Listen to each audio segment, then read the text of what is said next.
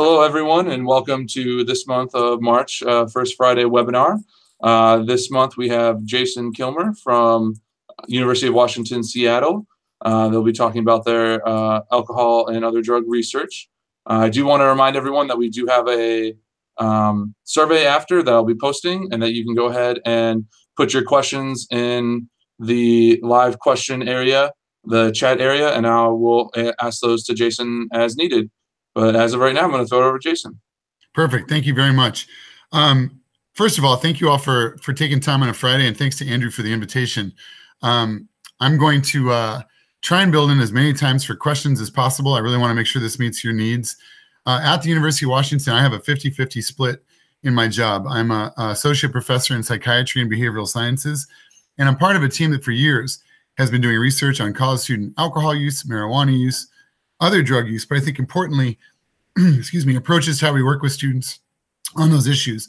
The other part of my job, I work in the Division of Student Life in Health and Wellness. And there we try and bring what the science says to our students. And that involves direct work with intercollegiate athletics, residence life, Greek life, and other partners on campus. I'm going to share my screen and again, try and build in as many opportunities for questions that you might have. If I've done this right, and I'll ask Andrew if I've done this right, you should see the full screen slide.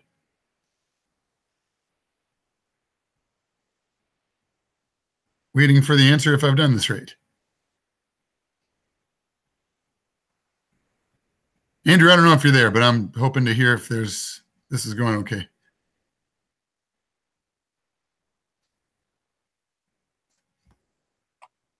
Oh, sorry, here I am. Oh, there we go. Do you want to hit present? If not, we can see the slide and you should be good to go. That's as long as you see the slide. That's what I was waiting to make sure. Thank you very much. This is how we calm down the anxiety for presenters, to have a question in dead air for 30 seconds, which was good. So all's good now. So I'm a big fan of top 10 lists for multiple reasons. One, hopefully they're usually entertaining. This one will be maybe less entertaining, but it always lets you know kind of when the end is coming. In the interest of fitting the time slot we had, I tried to pick 7 findings or suggestions or trends and what they mean for housing officers and for residents' life. You know, the #1 drug of choice on college campuses is alcohol. My life since, you know, the last 5 years, especially since our legislation around marijuana, has been focused a lot more on finding out about cannabis, marijuana use. Even more recent research has looked at prescription stimulant use. But, you know, I think anything you do about those other substances should be a complement to, not in place of what you do about alcohol. #7 was considering the context of substance use. I'm going to show you research from National Institute on Drug Abuse funded this project that actually initially got funded through a partnership between NASPA and CPAM, which is the Coalition to Prevent ADHD Medication Misuse. That actually kind of led to the funding of the NIDA project. We had a study where we partnered with 7 colleges across the country during the 2015-2016 academic year. We got a random sample of students from the registrar at each school. The school said, heads up, you're going to get a survey. Students got a survey link, and then we you know, recruited who we could. We got a sample of just shy of 3,000 students between the ages of 18 and 25, average age of 20. Gender identity, 60% identified as female, 38% as male, 1.3% another gender identity not listed there, 0.2% is transgender, and we had a pretty good representation across class standing. Across other demographics, very diverse and very representative sample in terms of everything from ethnicity, race, even residence and where folks were living. One of the things I wanted to let you know is that in our sample, we had 17% of students report that at least once they took a stimulant not prescribed to them. The overwhelming majority of students did so for academic motives. And so, you know, even with finals on the horizon for us for winter quarter, we're very mindful of students that might be looking for to stay awake longer or things like this. But what I want to highlight to you is if an RA knows that a student is using things like a stimulant like Adderall for non-medical reasons, does that mean they have a stimulant concern? You know, maybe not. It may be a red flag for some other issues. Among those with no past year non-medical use of prescription stimulants, 38.8% of students in our sample had past year marijuana use. 23% had any in the past 30 days. But among those with non-medical use of stimulants in the past year, almost all of them also used marijuana. 86% with past year marijuana use. I'm going to talk later today about how noteworthy that is because marijuana can cause attention deficits. So it's conceivable that the students that are using stimulants non-medically, especially for what they perceive to be attention decreases, that could be a side effect of other substance use. Almost 2/3 with any use in the past 30 days. Skipping class among those with no past year non-medical use, 34.9% skipped at least one, 8.9% skipped because they said they were hungover, they'd been up late partying, whatever. Among those with any past year non-medical use, that number goes to over half, 54% that skipped at least one class, and over almost 40% that said they skipped due to their use of substances. Drinking. Among those with no past year medical use, about 73% report that they drink, and that's consistent with most national rates. Almost all students with any past year non-medical use of stimulants report drinking. The key is looking at heavy episodic drinking. This is a very liberal definition of heavy episodic drinking. It's having 4 drinks or more at least once in the past 30 days for women, 5 drinks in a row at least once in the past 30 days for men. You can see that it was about 47% of those with no non-medical use. Almost all. Again, I've never seen, in quotes, binge drinking or heavy episodic drinking rates for any group of people this high. So I show you this, again, not to just go, look, here's all this new data, but to really show you, you've got to consider the context of substance use.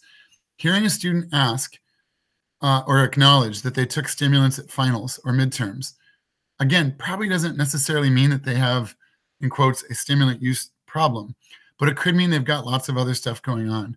And I would think that would count as something that might prompt asking further about how they're doing in school, how the quarter or semester is going for them, if it's appropriate to ask what other substances they're using, and things like that. So I mentioned to Andrew that after each point, I would stop just to see what questions or comments there were. So Andrew, I will ask you if any questions or comments have come through about number 7 before I look at number 6.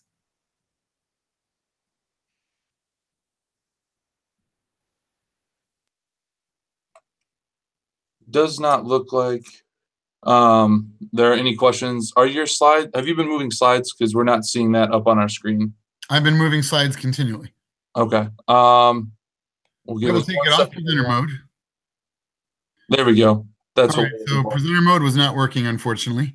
Man, I wish someone had said something sooner. Sorry about that. That's okay. Let me see if I can at least make this a little bit bigger. Well, I'll just go with this. Yeah, well, shoot. This is the data I was trying to show everybody. I'll just make sure you can see that graphically. Each of those were advancing for me. I'm sorry that you guys weren't seeing those.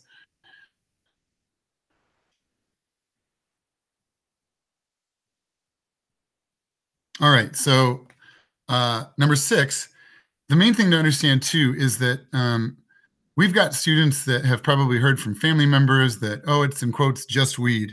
Or, someone that says, well, my uncle said he used and he's fine.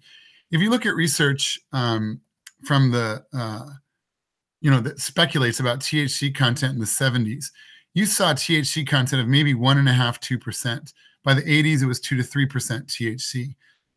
This is an article that came out in 2016, and it has shown that since the mid-90s, THC potency has gone up quite a bit.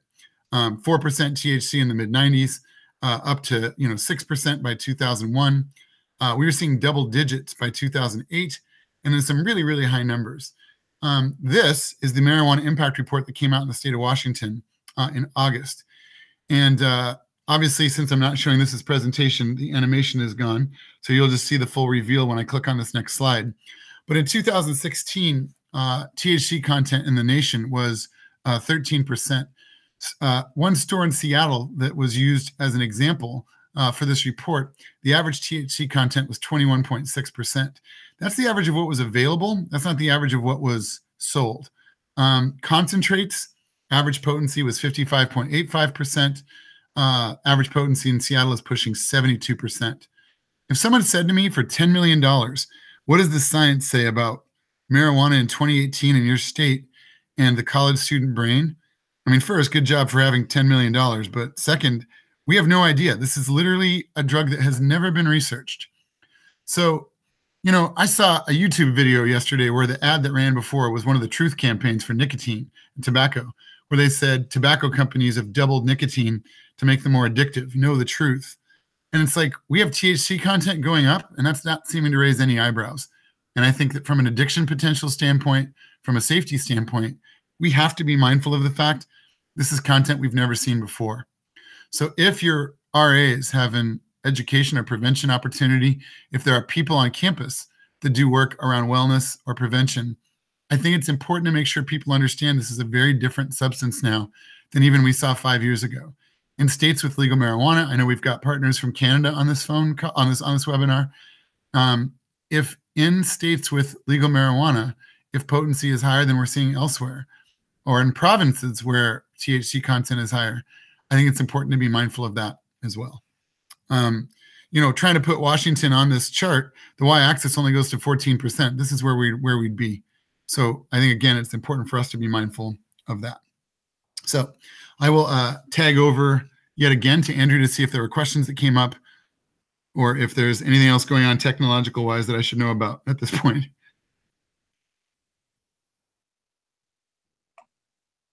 Not seeing any questions as of right now, and everything's looking good. Okay, good. Thanks for letting me know about the slides. I'm glad you said something. The other thing is, even with such strong pharmacological effects, there are strong placebo effects. I do what I do today because of Alan Marlatt. Alan was, in fact, from British Columbia, but did most of his work at his career at the University of Washington, and sadly passed away a few years ago. Alan did work on in a fake bar at the University of Washington called the Bar Lab, where he would tell students they were going to receive alcohol, watch them get more social, more outgoing, more talkative, and let them know they'd received a placebo. He'd also did the opposite, where he'd tell students they were getting an alcohol-free drink, actually give them alcohol, and see that they didn't act any differently. They were when the effects kicked in, the attributions they made had nothing to do with the fact that they were drinking. They got tired and they blamed it on a long day at school. They flushed and they blamed it on the temperature of the room. Maybe they spilled a little of their drink, but they blamed it on being clumsy. There was no change in behavior. And he found that most of the social things people get from drinking are more due to expectancies than the actual substance itself. This is an article that came out in 2017 and is one of the most cleverly done articles I've seen, because, administering marijuana in a balanced placebo way has been done, but it's challenging. This was a crazy study where they recruited people and said, we're going to have you be in a study where we have you do edibles and then take a look at the impacts on a range of different cognitive abilities. And we want to let you know you're either going to be in the no THC group, the low THC group, or the high THC group. There was never any intent to give anybody anything with THC. They exclusively used hemp pops, which it's hemp seed oil with no active cannabinoids, glucose syrup, citric acid, sugar, natural flavors, and colors number 2 and number 5, which are the most delicious colors. And they told students, they told people, the participants, this was not exclusive to college students, that they had to refrain at least 8 hours before the study. They said, depending on what dose you get, you're either going to be here for 1.5 to 6 hours. And they had folks in cubicles so that they couldn't lean over and say, like, hey, how are you? What do you feel? And they told them after they got their edibles, they had to rate different music and comedy clips. They had to color different designs, compute math problems. When people got to the room, they opened the envelope. They said, hey, you're in the high dose condition, gave them the hemp pop, but told them it was high dose edibles. And then immediately after consuming it, had them rate things like their mood, subjectively how high they felt, and this kind of thing. These were all people that used marijuana. These are all people that used marijuana, at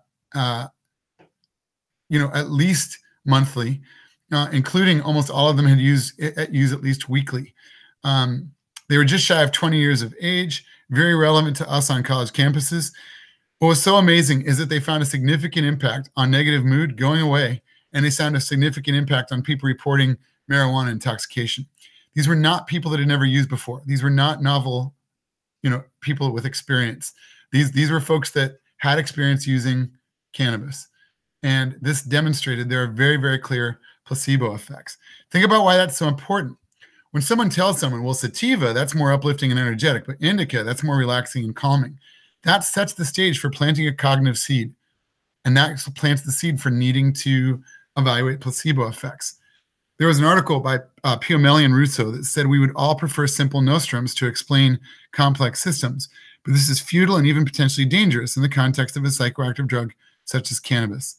So when we look at differences in observed effects of things like sativa and indica, that could be to other content, which is rarely measured, or just what we tell people and how that becomes a self-fulfilling prophecy.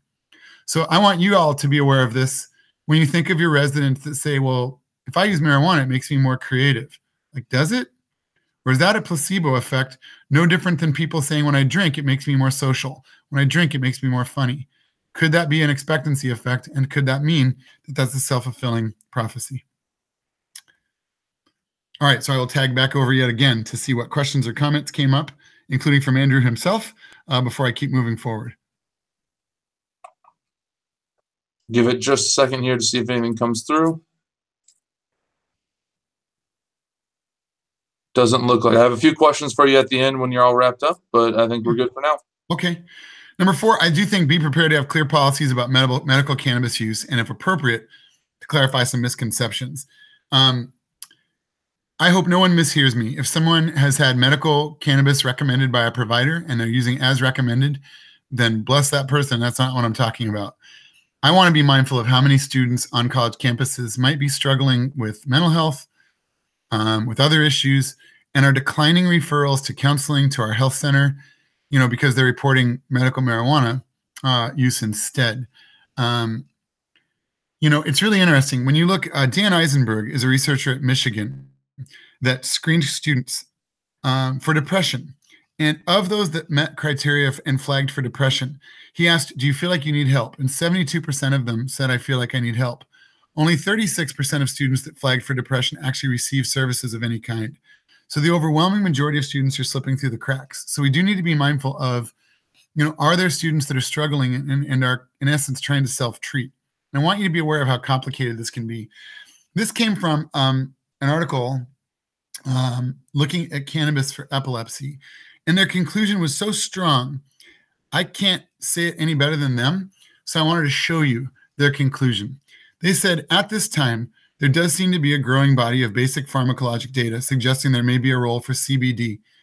CBD is one of the cannabinoids in cannabis that is kind of most identified as potentially having medical value, especially in the treatment of refractory epilepsy.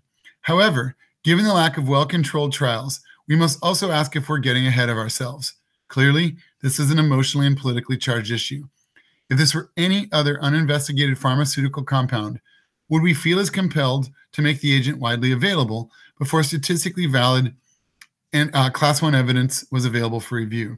Until data from well-designed clinical trials are available and reliable, and standardized CBD products that are produced using good marketing practices are available, caution must be exercised in any consideration of using CBD for the treatment of epilepsy. In the meantime, based upon promising preliminary data, further clinical research should be wholeheartedly pursued. The bottom line is there's not a lot of research for a number of things that people are reporting use for. This is an article that came out right at the end of 2017. They looked for published literature and conducted a lit review on Medline for articles from 1975 forward. And all they wanted to do was see, did the articles include any monitoring of side effects? Was there any attempt at approaching a control group, things like this? In all those years since 1975, there were 5 total studies and that met criteria for inclusion.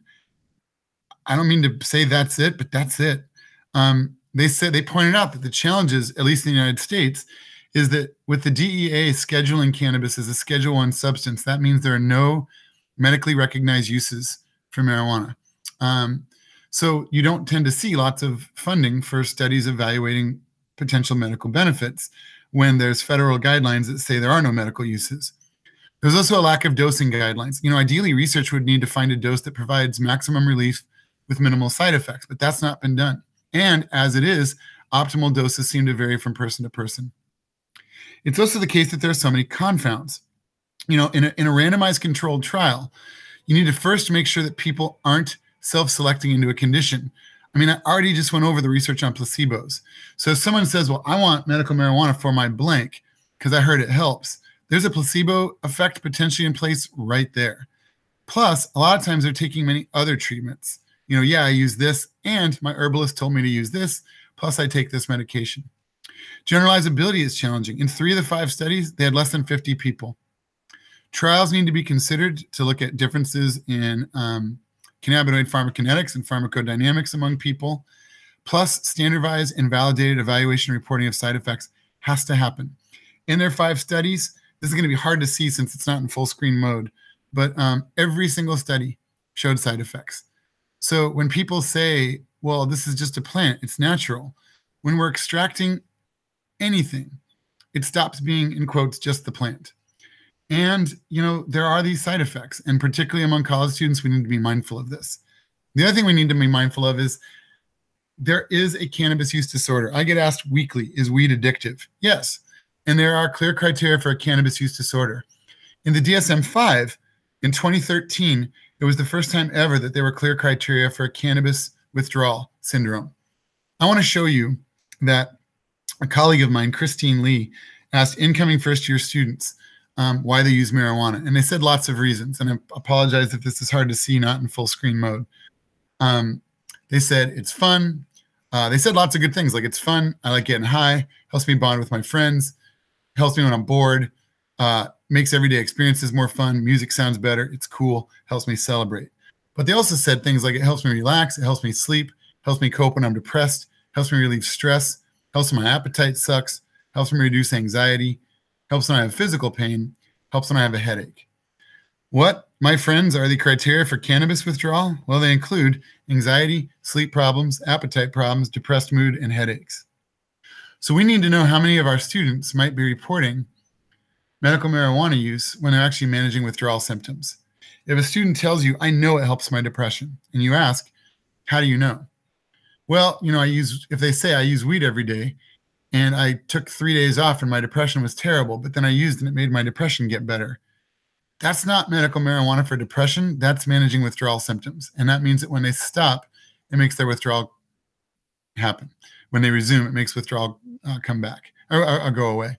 Anxiety, same type of thing. There's no research. There's one study, to my knowledge, that has looked at anxiety. And that was a very, very, very small sample. That's it. So the ability to look at, when someone says, well, it makes me feel less anxious, it's a sedative hypnotic. So the initial sedating effects probably do reduce anxiety. But the irony is, if their use gets heavy, withdrawal symptoms actually result in an increase in nervousness or anxiety. I don't know how many people from Canada are on this webinar, but in your country, published in February, was Guidelines for Medical Providers. This was the official journal of the College of Family Physicians of Canada. This is the first, to my knowledge, one of the first very bold medical statements made that simplified guideline for prescribing medical cannabinoids in primary care, where these authors said, we've got to slow down. We've got to be careful. They had a figure in their article that is one of the most impressive things I have seen, and I've sent it to as many healthcare folks as I can. They said, if you're considering medical cannabinoids, if it's for neuropathic pain, for palliative end-of-life pain, chemotherapy-induced nausea and vomiting, and spasticity due to multiple sclerosis or spinal cord injury, then you move on to the next step. If it's for none of those things, they recommend against use. The bottom line is there are too many side effects, and there's not enough studies. There's no controlled studies for so many things. We can't go that route. If it's for any of those things, notice their next decision tree. Then they want to know, have you tried 3 or more medications for neuropathic pain that have not worked, and 2 or more medications for palliative pain that have not worked, or if refractory to standard therapies for these other issues? Then, if yes, you can consider a medical cannabinoid as an adjunct. So they do not think this should be a wave 1 first recommendation. We've not seen anything like that come out down here, but I think that, it'll be interesting to see how this gets received. But I think this is a very balanced look at the literature. I go back to that quote that I circled. Lord knows this is an emotional topic. And certainly anybody dealing with end-of-life issues, if this is providing relief for them, then, I can't say enough about looking at humane options for people. But for college students that are declining referrals to the health center or for the counseling center, we've really, really, really got to rethink what they're hearing about medical marijuana use, especially if it means that this can support their attention, their academic success, and how they do as members of our college communities. So I will stop talking, tag back over to Andrew, see if there are comments or questions that have arisen, or see if there's anything I can clarify. Just waiting just seconds here, see if anything pops up. This is a talk we couldn't have done a month ago with that new information coming out of Canada just 2 weeks ago.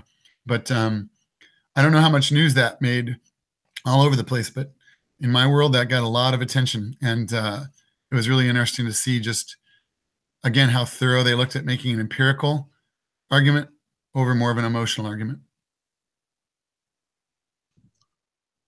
At this point, it doesn't look like we have any questions as of right now. That either means I'm being very thorough or I'm tanking miserably, so I'm hoping it's the former. But number 3, there's a strong link between marijuana use and academic outcomes. Amelia Aria at the University of Maryland has showed that the more that college students use marijuana frequently, the more that's associated not with just dropping out, I'll say more about that in a bit, but with stopping out, the idea of discontinuous enrollment. Who's taking 7 years to graduate? Who's dropping classes left and right, and so on. The more heavily students are using marijuana, the more you see discontinuous enrollment. The more they're skipping classes and the lower their GPAs are. Sirikin and colleagues showed that any marijuana use is associated with lower grade point average, and those that decrease marijuana use over time and frequent marijuana use over time is associated with less current enrollment and being less likely to graduate on time. Some people say it's a surprising finding that those that are decreasing their use, until you realize that what that means is these are students that came in and they were using heavily as first-year students. It's possible that they had their academic goals derailed in a way that became impossible to reclaim. So, we've been having conversations about how do we make college more affordable for people. And one of those arguments potentially is making sure students are getting out on time. If someone changes majors or if there was a major life event or if they got sick, certainly things might take longer. But if students are using weed frequently, the bottom line is it's taking them longer to get out of school. And so changes they make in their marijuana use or what we do on campuses to prevent marijuana use might have a big impact on student success. When we look at co-occurring marijuana use and alcohol use, alcohol and marijuana use are both associated with lower grade point average. But if you look at trying to predict variance, an article that came out last year, when entered into the same regression, marijuana seems to be driving this ship. The effects of alcohol became non-significant when you brought marijuana's variance into the equation. Mita and colleagues showed that students using both marijuana and alcohol at moderate to high levels had significantly lower GPAs over a 2-year window.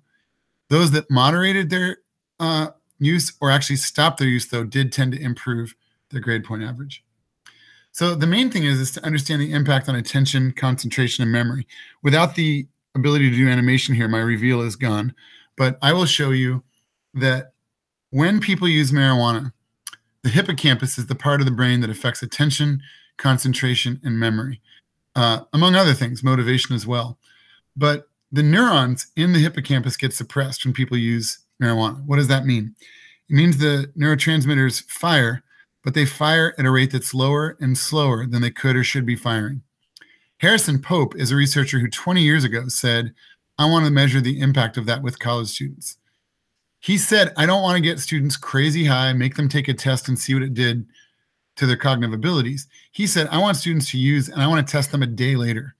24 hours after marijuana use, there are measurable decreases in attention, concentration, and memory. And the more heavily students used, the more pronounced those decreases were. Pope showed 2 things that research had never shown before. One, even for students, if you have a drink today, we see no impact of that tomorrow. But for people that use marijuana, 24 hours later, we can measure the impact on their cognitive abilities. And the more heavily people use, the more pronounced those deficits tend to be, which also no one had ever shown before. People started questioning, yeah, but is that causal? What if with attention deficits just love marijuana. So he did a study that looked at, he said, ethically, we can't take people who don't use marijuana and make them start. But what if we take people that use every day and have them stop, and we follow them over time? If we follow them over time and their marijuana use, and their cognitive abilities, stay the same, well, maybe they were there to start with. But if we follow them over time and their marijuana use goes away, their cognitive abilities improve, that seems more causal. It takes 4 weeks, but 28 days after stopping daily marijuana use, there are no longer any measurable decreases in attention, concentration, and memory compared to control groups. That's huge, because what that means is, if students are saying, I wonder if I have ADHD and I wonder if I can get Adderall for my attention issues, and they're using marijuana, we can't pretend to diagnose if they do or don't have attention deficits if they're recreationally using a drug that's associated with causing attention deficits. If students say my goal is to do well academically and they feel like, they're not doing so hot, and they tell you my memory really stinks, and they're using marijuana, again, that's causal. When daily marijuana use goes away, you see cognitive abilities improve. Hansen and colleagues down in San Diego out of Susan Tapert's lab looked at a sample that included 15 to 19-year-olds. They used every other day, not even daily use. Verbal learning took 2 weeks to go back to normal. Once abstinence was initiated, verbal working memory took 3 weeks to go back to normal. Attention deficit seemed to take the full 4 weeks. So we've got to be mindful of our residents that are struggling academically and reporting that they're using marijuana. We need to let students know that if they make changes in their marijuana use, we have every reason to think that that would pay dividends academically. I'll tag back over to Andrew to see what questions he might have, or if any questions or comments have come in. Doesn't look like we have any other questions at this point. All right, this slide, I don't know how I'm going to do without animation, but I will do my best. If someone said to me, show me the one thing that's come out in the scientific literature in the last 20 years that most blows your mind, it would be this. And the opportunity to do event-specific prevention, time's ticking on that, since, at least for us, spring break starts in 2 weeks. But our students turning 21, and I don't know about you all, but for me, the biggest implications of this are even the start of the academic year. For our students that can, in quotes, hold their liquor, I think is really, really important. An article came out in 2002 that said, heads up, addictive behaviors researchers, I don't think we were paying close enough attention in Intro to Psych, because what we've been calling tolerance for decades may be more than physical. It may be more than something happening such that our bodies handle alcohol differently. And it may be almost entirely due to environment. This article reminded us of Pavlov. Pavlov had a dog. Pavlov put food in front of the dog. Dog salivates. The food is an unconditioned stimulus that results in salivation as an unconditioned response. He then said, if you put food in front of a dog and ring a bell, the dog looks at you funny. But if you do that 20 times in a row, food and a bell, food and a bell, food and a bell, food and a bell, you're pairing a bell with the presentation of food. So that now, if you ring a bell in isolation, the dog salivates. The bell becomes a conditioned stimulus that can elicit salivation as a conditioned response. Jump forward to human beings and drinking. Imagine there's one room that people go to pregame, to pre-party, or just to drink. If they're in that room, it's drinking time. You walk in that room, drink. Walk in that room, drink. Walk in that room, drink. What are you doing? You're pairing that room, the people in it, with drinking. Functionally, how are those cues any different than that bell, the Pavlov's dog? They're not. They are associated with a presentation of a depressant to the body. Why does that matter? Because in physiology, we know about the concept of homeostasis, that our body tries to maintain a set point. We also know about the concept of the opponent process theory. If you increase the heat, we sweat, body maintains a set point. Make it really cold, we shiver, body maintains a set point. If you have a substance like alcohol that slows down the central nervous system, you walk in this room and drink, slows down the body. Walk in this room and drink, slows down the body. In time, walk in the room, the cues that tell the body we're about to be slowed down lead to the body making an anticipatory response in the direction opposite the way the drug acts. The central nervous system will, in essence, speed up in anticipation that a depressant's coming. This is a slide with tons of animation. You can see none of it, but it tries to capture the idea that if someone drinks, if you work with me left to right, on day 1, day 2, day 3, day 4, over time, now when they walk into a room, they drink the same amount they normally would. You can see that first arrow where if you could see my animation, the arrow would have stopped short of their subjective normal feeling. Because the person doesn't feel it, they tend to drink more. They don't look any different. They're, in quotes, holding their liquor. But if we have them blow a breathalyzer, they are blowing a higher blood alcohol level because it's taking them more to get to that subjective impression. And over time, we can really see a high amount of tolerance develop. This is a slide where the reveal is also blown for the lack of animation, but you can see that in research looking at opiates, in bodies with a long-standing history of heroin use and therefore tolerance, you have the injection of heroin take place under medically supervised conditions. As an opiate, it slows down the central nervous system dramatically. Fourth and final time, give a placebo, saline solution. Don't do this, but if you inject saline, nothing happens. It's a neutral substance to the body. But if every time a needle came toward the body, that was a cue that told the body we're about to receive an opiate that's going to slow the body down dramatically. A syringe full of saline, when you inject, should do nothing. But if tolerance exists, as that syringe approaches the body and injection occurs, if this theory holds, the body should prepare to receive the drug. That's exactly what happens. So initially, researchers said, well, guess what we just invented? Withdrawal symptoms. Maybe a better name for withdrawal symptoms are drug preparation responses. Because imagine if someone trying to stop drinking now goes to that same party room. As soon as they walk in that room, the body goes, we're doing this, and prepares to receive a drug. The catch is they're not drinking or trying to not drink. Yet how do they feel? Shaky, jittery, on edge, going through withdrawal. What's the relevance to us? What's the relevance to res life everywhere? Is this. A student goes to a place they've never been, hypothetically a brand new college campus, a brand new residence hall, a brand new city. If they have tolerance and they've been drinking all summer long, if they pound what they've been drinking all summer long in a new environment, the cues that would signal to the body, here comes the alcohol, aren't there. The body might not make that anticipatory response, and what you see in front of you, isn't it conceivable that that is what an alcohol poisoning is, that is what a drug overdose is. A study in Michigan looked at 61 consecutive drug overdose admissions into a hospital setting to see if they had anything in common. 60 of the 61, what did they have in common? Brand new environment. That's terrifying. That we can actually, again, use the word fail. Tolerance fails to follow someone to a new set of cues. And keep in mind, cues are certainly more complicated than environment. It could be the people you're with, the time at which you go out, even the taste of the drink you have. But someone turns 21 for the first time and they go to a bar for the first time. What does that bar represent? Brand new environment. If they have tolerance, the tolerance they have will fail to follow them to that bar. Spring break road trip, brand new environment. The tolerance they have on campus or where they typically drink will fail to follow them on that road trip.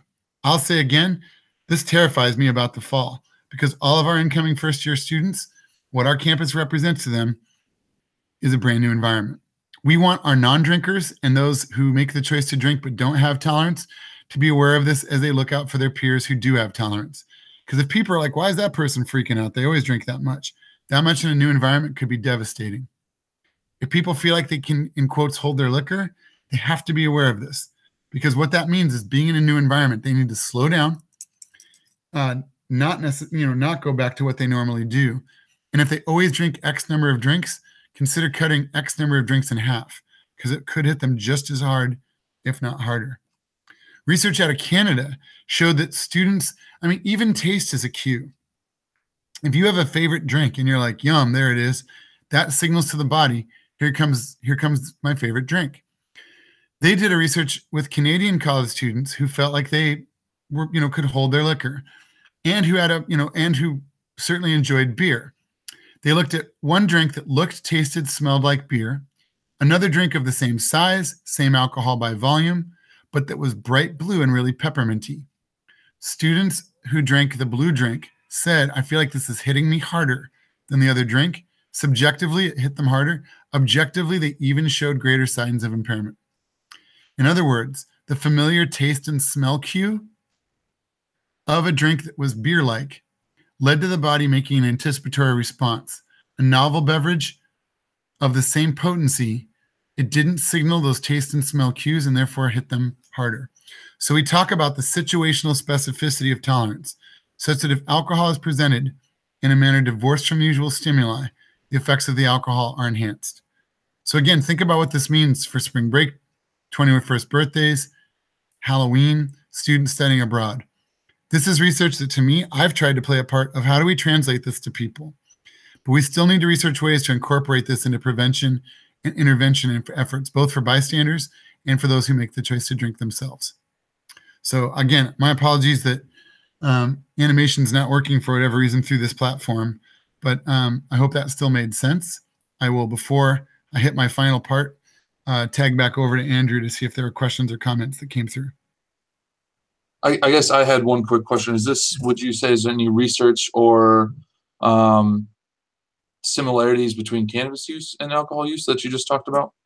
Absolutely, and this has been demonstrated with cannabis. The life or death implications are less, of an issue. With marijuana, if someone's not behind the wheel of a car, if someone doesn't have a pre-existing heart condition, if they're not combining substances, and if they know what they got is marijuana, they'll fall asleep before they can ingest a lethal dose. So with marijuana, a person who uses in a new set of cues might get way more high than they typically did or typically do, but it's less likely to have life or death implications. For opiates, for amphetamines, for cocaine, for alcohol, for a lot of other things, sadly, the life and death implications for a changed environment are very, very clear. The biggest thing we've done with people around marijuana is this slide, that if someone is trying to make a change in their marijuana use, and every day they get home from class, they sit on that couch, pick up that video game controller with that friend to their right and play a game and then use weed, and they're trying to not use, go to a different place to play a game. Like going back to that same room and sitting on that couch and picking up that controller will signal the body it's time to use. You could probably lessen, if not fend off, withdrawal symptoms if you alter those cues. And the tobacco cessation world has proven that. The tobacco cessation world has done work on stimulus control strategies where they literally have people rearrange furniture in their house and find that they report less withdrawal, less craving, and greater success with tobacco cessation. I think there are no other questions at this point if you're wanting to move on. Sure. So I know we wanted to leave 15-ish minutes for conversation questions, and I'm happy to say we're going to be perfectly paced for that. The other thing is, depending on what school you work at, the RAs may have a enforcement component. I know that for a lot of them, it may be their least favorite component, but I want them to know, and I want you to know, that it absolutely makes a difference in the health of their residents. The National Institute on Alcohol Abuse and Alcoholism in the United States in 2002 showed that consistent enforcement of policy impacts the health of college students. That research continues to be the case. I want to show you research that probably because of privacy laws will never be done again. Plus, as I get older, I love citing old school articles, but Rubington did research in the 90s that showed that if a campus had, for example, 1 year 200 policy violations and the next year 100 policy violations, does that mean that, some new policy or program's working? It might. It could mean that students have figured out how to not get caught, but it could also mean that RAs and residents kind of negotiate throughout the year what will and won't get sanctioned, such that RAs get less strict in their enforcement. Rubington did such cool research where their research team followed RAs. They knew it. It wasn't like, who's the guy with the clipboard? But they coded RAs in their enforcement style as by the book. Oh, that's a can. I'm going to write you up. Laid back. Oh, that's a can. Come on. I told you, don't do that. Let's, knock it off. Or in between. Sometimes they were laid back with their own residents, but they were super strict when they were on duty and on rounds on other floors. What Rubington teams found is that the RAs that were too laid back caused a loss of control on their floor that became impossible to reclaim. The ones that were too strict led to students trying to circumvent the policy and go elsewhere. When I work with groups of RAs, when I do RA trainings, I always let them know I'm not an attorney, I'm not a police officer. and so I'm not trying to give legal advice, but what I tell them is, as a group of RAs and with their RDs present, figure out what same page you all want to get on, and then do everything in your power to stay on that same page. Because the second one of them becomes, in quotes, good cop and looks the other way, they've effectively made all the other RAs trying to do their job, in quotes, bad cop. They will have greater job satisfaction if they're all consistent, because they won't be divisive in their enforcement styles. They won't have RAs or their residents saying, yeah, well, so-and-so doesn't do that. Plus, the science convincingly shows it will impact the health of their residents. So the more they can be consistent enforcement, the better. The other thing I want you to know is, if as a group of housing officers, you're considering a new policy change, support for policies and enforcement is there. Most students don't want to smell weed on their floor. Most students don't want to have someone partying until 3 on a school night. Most students don't want to walk into the bathroom and find that there's puke because of someone partying. They want to see that enforcement. Levine and colleagues showed that a small group of students may be so vocal that administrators don't do anything different because they assume, well, this is what the student body thinks. We know there are normative misperceptions about frequency and prevalence of alcohol use, marijuana use, but there's also normative misperceptions about policy support. Most students want to see policies supported and enforced. Bob Saltz, my friend and colleague out of California, found a universal tendency to underestimate student support for policies. In one of his studies, he actually said campuses would actually have more incipient support for a variety of alcohol prevention policies than is likely to be perceived by the students themselves. By extension, administrators and others belonging to the campus community. Unless students are persuaded that such support is not limited to a fringe element, new policies are likely to be met with at least passive, if not active, resistance. This then suggests that today's campus prevention interventions, which now often comprise campaigns to correct students' perceptions of pure alcohol consumption, may want to incorporate a parallel effort to correct their perception of peer support for policies as well. This information may prove revelatory to some and critical to the chances of having a significant impact on alcohol-related problems on campus, which is the ultimate target. If you are doing housing surveys, if you are collecting data on your campus, survey about their awareness of policies, their perceptions of policies, their support of policies, and what they think their peers think. What do you think? I think we should enforce policies. What do you think the rest of your fellow residents think? Well, they probably don't care. They do care. And so the residents that want that music to stop will feel probably less likely to intervene if they think I'm not supported if I do this. But if you have data that show that most students want that support, you're likely to actually see bystander behavior go up. I would think RAs would feel empowered to do their job if they knew that most of their residents don't want to smell marijuana on the floor, don't want partying happening late. What would the, in quotes, cool RA do? Shut that down if it means that most students will feel supported. So I hope this was a top 7 that by no means was exhaustive, but met your needs and interest. I did what I could to pick articles that came out in the last year, or at least articles that are being uncovered because they've never been more relevant. My email address is right there, jkilmer@uw.edu. If there are articles I can send your way, for ethical reasons, I can't post those to distribution lists. But for fair use guidelines, I can certainly send them as an as-needed basis to folks. So please let me know if I can be in support of what you're doing with your Res Life staffs or anything like that. I want to thank Andrew for the invitation to do this, and Northwest NWACUHO as well.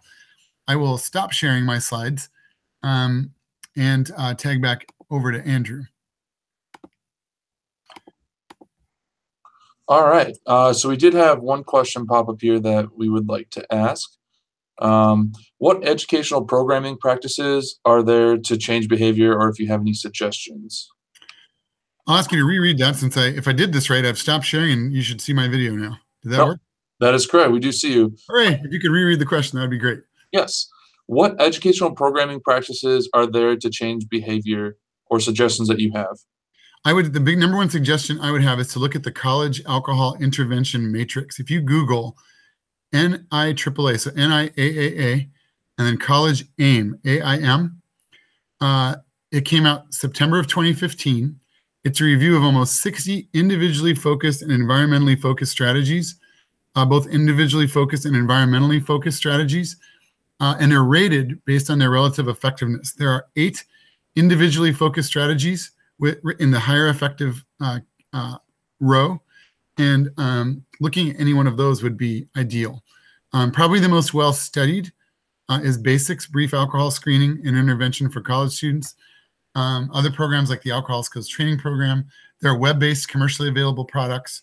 There are ones that are free and in the public domain. If any of you on the school are Division III NCAA campuses or NASPA small colleges, there's the 360 Proof program from NCAA that actually provides a personalized feedback index that is free and has a personalized feedback index that's web-based. That's you can actually point to the article that's cited in College AIM that was the foundation for that. So that's the perfect shopping spot to look at that. All right, we'll give it just a few more seconds here to see if anyone else has a question.